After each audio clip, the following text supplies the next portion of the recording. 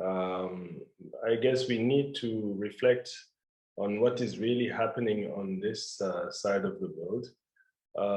But we have lost many friends, and we still offer our deepest condolences to those who have lost loved ones.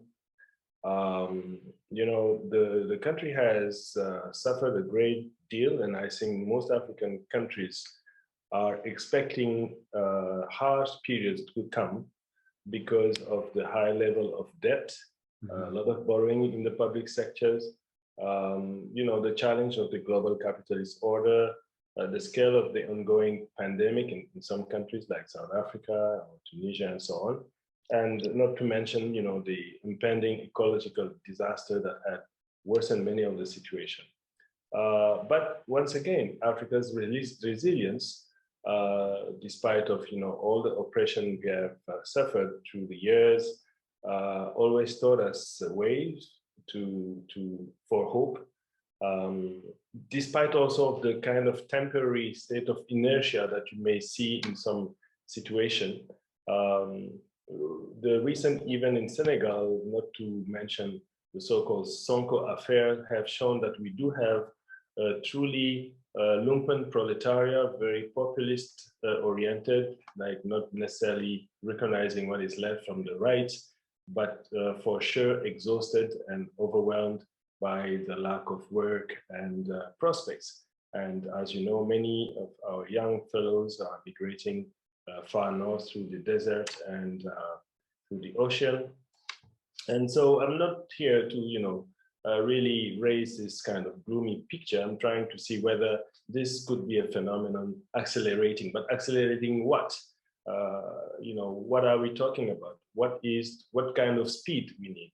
And the way I see speeding the process is basically the speeding the Pan-African, you know, road toward revolutionary prospect. This is what I call Pan-Africentrage in French, even a word I have coined from self-reliant development and Pan-Africanism, as we have so many family of Pan-Africanism today, not to divide more, but I think what I would like to share with you is basically to see that on the years to come, austerity measures will come to, for sure, reimburse most of the money that has been borrowed. So last week, Macron, for example, have called from African leaders on a so-called New Deal. And yesterday, Germany have recognized, you know, the genocide in Namibia. You know, Germany has also a military base in Niger, has also lent us the so-called peace center in the African Union, and become one of the very proactive actors, as you know, in our work against AFRICOM in Stuttgart. GRILA have stand for the past 10 years against what Germany had to do with the NATO force. So the prospect for me is a very good pretext to have this event today to reflect on the so-called African liberation. I'm not sure we have a liberation so far. The very exceptional country who actually really fought for a genuine national liberation have paid very severely their attempt to withdraw from the capitalist order. They almost have joined most of the negotiated independent processes. To name a few, you know, the situation in South Africa, who had abandoned the RDP to join the GAR and so on. So for me, in fact, this session is just a good pretext, you know, to think about the revitalization of Pan-Africanism that require several urgent measures at a time where various branches of this movement are experiencing a revival in the 21st century. You have liberal Pan-Africanism, you have institutional Pan-Africanism, you have the Agenda 2063, there are some narcissistic supremacist Pan-African, there's people who don't want to have the Maghreb among us, and so on. And it is still deplorable that Africa still has no continental development plan since the Lagos plan, and the NEPAD is not a continental plan, it's a partnership plan. And the so-called free trade area that was actually recently launched I'm not sure is nothing else but integration to the world capitalist order. So this is why I encourage another direction, an alternative, what I call Pan-Africentricity. In French, is Pan-Africentrage. I coined the word as Pan-Africentricity, which requires a redeployment in the unity of the progressive forces. A pretext of unity would be to launch an international and Pan-African conference on the land grabbing and plundering resources, whether it's mining and fishing and agricultural land, following the example of the Trinidadian lawyer Henry Sylvester Williams, who in 1900 launched an event devoted to this issue and gave impetus to Pan-Africanism. There is a whole list of forefathers who have worked extensively. This, I call them the ancestors of the future, and they still serve as a beacon in the accumulation by dispossession that seem to be taking precedence over extended reproduction. It would be the coercion that the capitalist mode of development imposes at all levels, political, cultural, and economic level on the disadvantaged humanity. So Pan-Africanism would gain in these circumstances and in the wake of our ancestors of the future to be inflected toward two imperatives suggested by Pan-Africentricity: the reconstitution of its Africanness and a progressive renewal to control accumulation and develop our productive force. Both must return to the question of progress, to modernity, and thus development itself. Like, you have to wonder what existed before the word development exists, like what happened in medieval and antiquity, what type of state, what type of mode of production before the word development, in German Entwicklung, existed. So we have to reinvent our own homeomorphic imperatives and understand that this Africanness and Pan-African renewal could be centered on the balance of Ma'at and internationalism. In other words, the very fertile roots that enable an harmonious future for Africa and its diaspora. So to reconnect with our common roots without obviously narcissistic pastism, or to regenerate them scientifically after the historical assault that led to amnesia and apathy. So Pan-Africentricity, it's a kind of reconstitution of the revolutionary Pan-Africanism, allows not only a critique of Western-centric Africanism, but also for an uncompromising, objective, and historical rereading of Africa and its contribution to the advent of the world system. Not to say that the world capitalist system is not 500 years old, as the whole debate between Arrighi, Amin, and Valerchand, and so on. But I trust that we do have contributed to the world capitalist system, and from the pre-capitalist period, and we have to look at first the biological contribution, and this is the issue of racism. There's just one human race coming from the Negroid system, and also the contribution of African civilization to the slow making of the puzzle that constitute the world capitalist system. So today, the threat is that the transnational and plutocratic financialization is shaking up the exhausted mode of regulation and imposing what I call a supra-imperialism that pushbacks the known forms of globalization.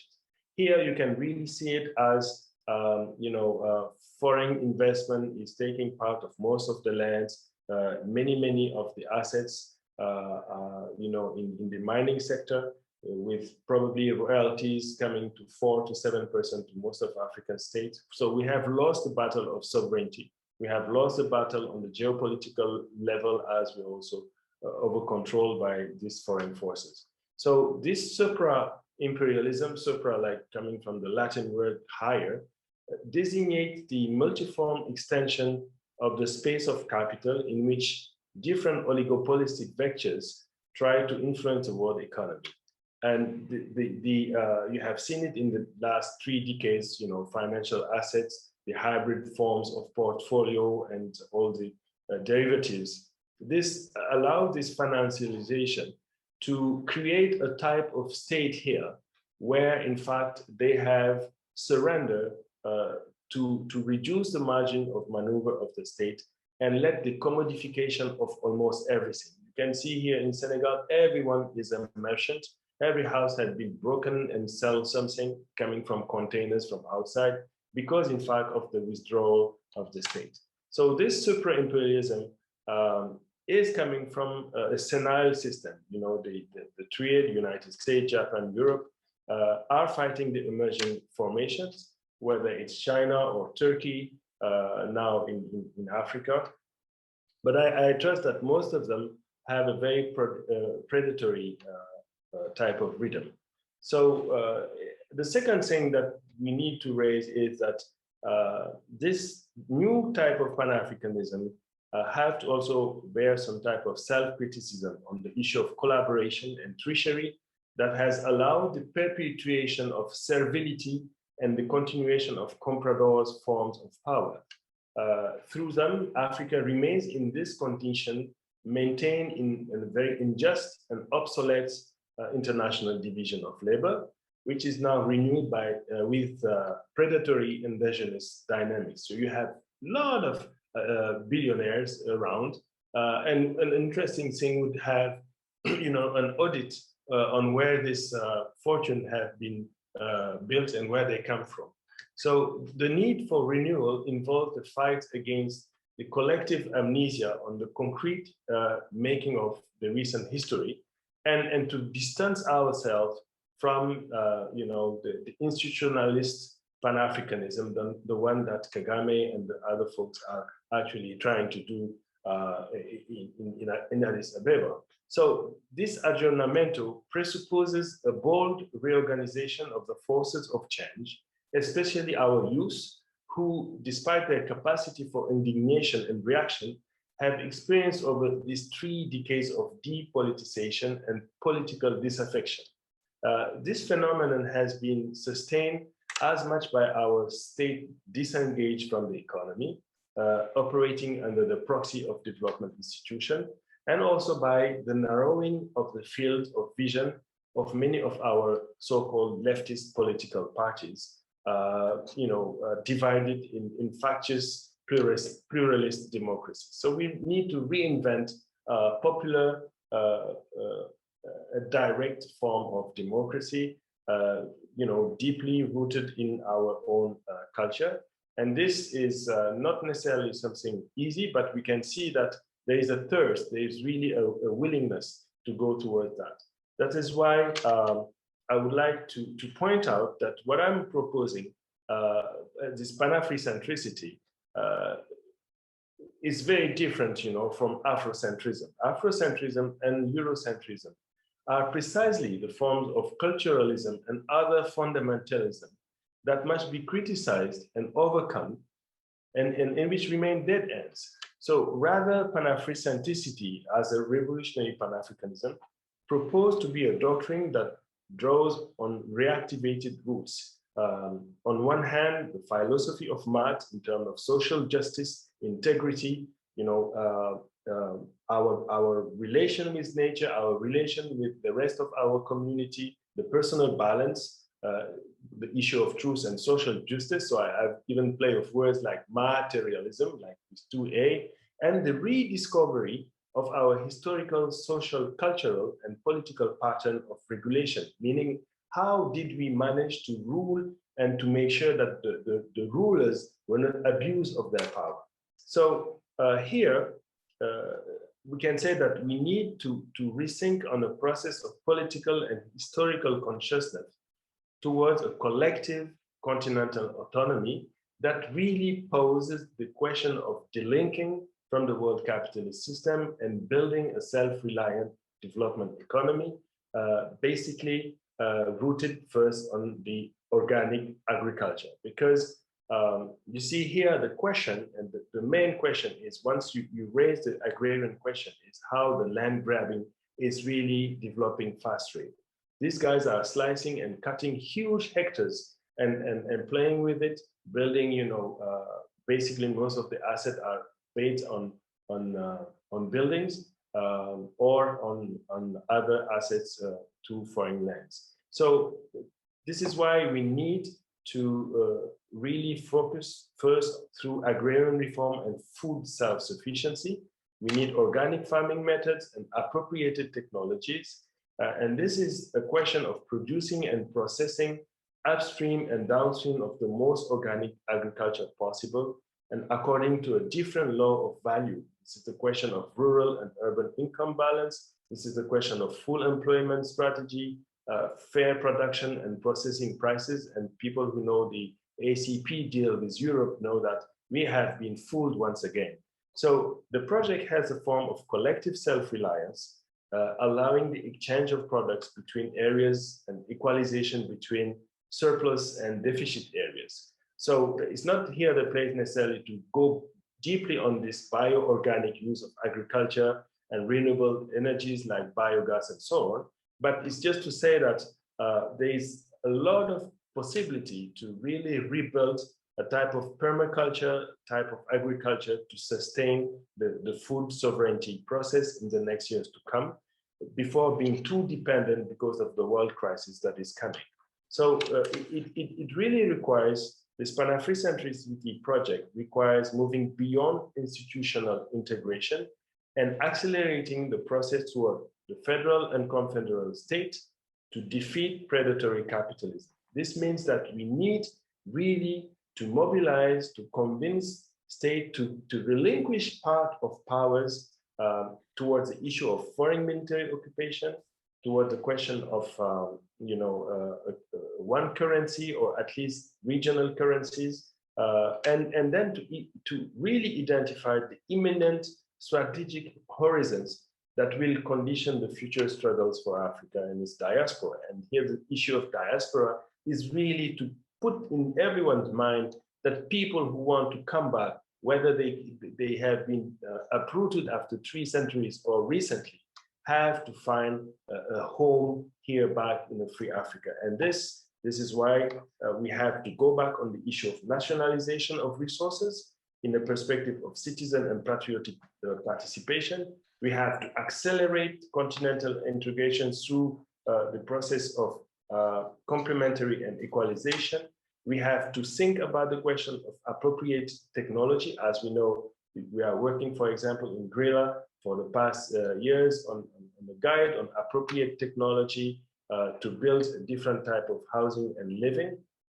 And we have to reflect on the issue of the so-called war and terrorism that is happening. Maybe you have followed what happened recently in Mali. The need of a continental army should be put into our analysis as a self-defense type of process, as well as civilian brigade for conflict prevention and post-conflict reconstruction.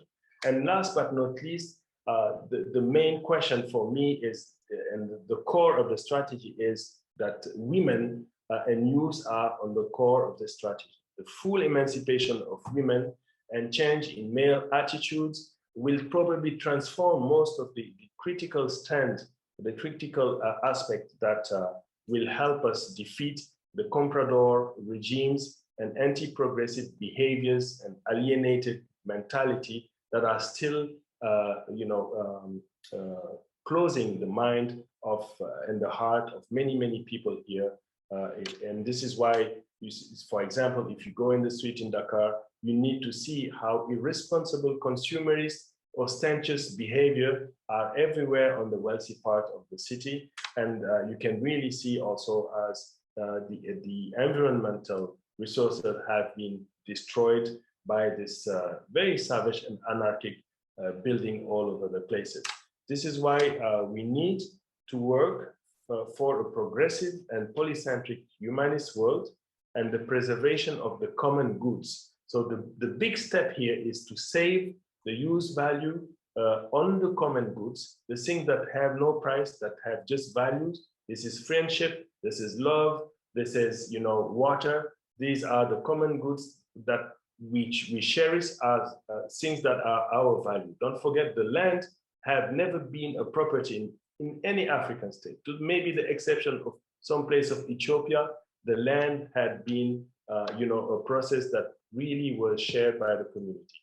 So this is why it's very important to pay attention to what is coming, the additional donor conditionalities that are going to happen with the management of the post-COVID crisis should push us to establish common Pan-African fronts, both to a continued approach on what to do regarding the health sector, how to invest in this health sector and so on, but also to pay attention to the African Union initiative that is not enough, by pushing more on the issue of biopiracy, on our resources, on the issue of food security for our weakened population, and last but not least, to ensure that a sense of patriotism, start with civic values, start again to mushroom in the progressive forces. This is why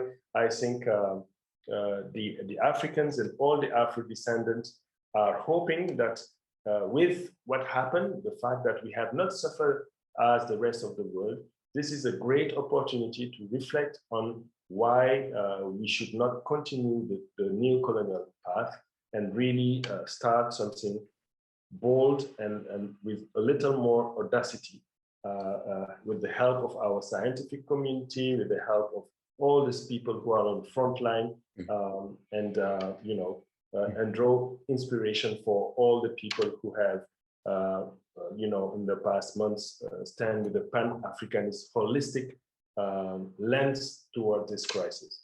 And I'm sure that this event is one of the many steps with the declaration that GRILA have issued on COVID. If you read it carefully, you can see that it's aging well. The declaration of AFRICOM is aging well.